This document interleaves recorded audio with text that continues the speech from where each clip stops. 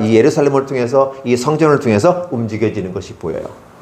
그런데 예수님도 성전이라고 표현하고 있어요. 이런 말도 하죠. 이 성전을 헐라. 그럼 내가 사흘 만에 다시 세우리라. 근데 예수님께서는 자기 몸을 가리켜 하심이라 이렇게 표현하거든요. 그랬을 때 건물로 보여지는 교회당, 성당, 예배당 이렇게 됐을 때 그 건물을 40년이 넘게 지은 이것을 헐어버리고 3일 만에 세우겠다는 거예요. 말이 돼요? 그러니까 뭐야?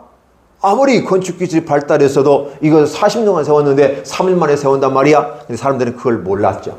예수께서 십자가에 못 박혀 죽으시고 3일 만에 살아나야 된다는 사실을 예수님은 얘기하려고 하고 있어요.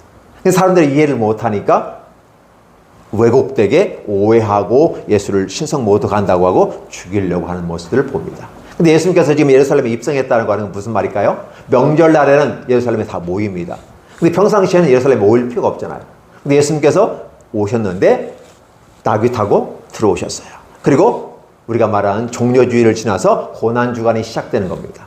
그 첫째 날이 바로 예루살렘 성전을 청소하는 작업들을 시작하고 있죠. 이러한 것들을 우리가 바라볼 때 예수님은 사실은 성전에 들어가셨다는 말은 이미 예루살렘이라는 한 모습이 그림자 같은 모습이 있었지만 실제적인 성전, 예수님이 들어오셔서 진정한 성전이 새롭게 펼쳐지고 있다.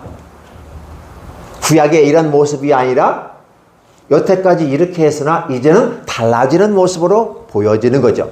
어떤 달라지는 모습일까요? 보이는 성전, 건물로서 예배당 성전이 아니라 보이지 아니하는 모습으로 성전을 얘기하고 바로 예수님 자신이 성전이라고 얘기합니다. 그러니까 이 성전은 어떻게 돼요?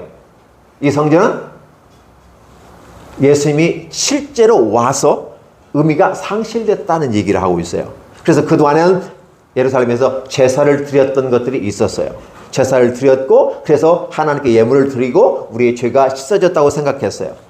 근데 여전히 그들은 매번 드려요. 상번제라고 그래요. 항상 있는 번제. 아침과 저녁에 매일같이 드리는 상번제가 있고 1년에 한 번씩 대제사장이 주성소에 들어가는 일이 있어요. 그럼 매년마다 있어야 돼요. 그렇게 하기 위해서는 어떻게 해요? 양의 피라든지 이것들이 굉장히 필요했었죠. 그런데 매년마다 인간이 더 많은 죄를 짓고 더 짓고 그다음에 한 행위가 왜곡된 모습으로 보여요. 하나님께 제사 드릴 때는 당연히 양과 염소 이렇게 주어진 분량대로 드리겠죠. 그런데 문제는 뭐냐면 저 전라도에서 올라오고 있어. 저 제주도에서 올라오고 있어. 그 짐승과 그 소를 양을 데리고 오는 과정 속에서 지치고 힘들어서 상해버려. 다칠 수도 있고. 근데 열심히 준비해 왔는데 결국 하나님께 드리지 못한다면 제사를 드릴 수가 없게 돼.